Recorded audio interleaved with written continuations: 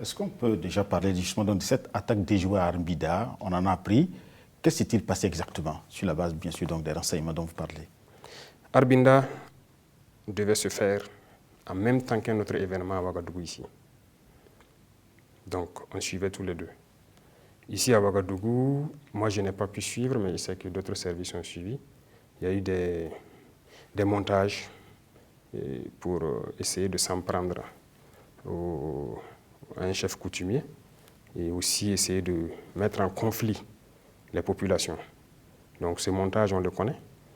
Et ceux qui sont à la manœuvre, on les connaît. C'était juste pour essayer de créer un semblant de désordre à Ouagadougou. Et on allait déployer beaucoup de forces pour sécuriser sur le chef coutumier, pour sécuriser d'autres personnes. Ça fait une image.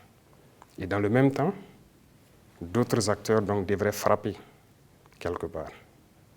Ça fait deux. Et le lendemain, les relais locaux sur la toile devraient donc sortir quelque chose.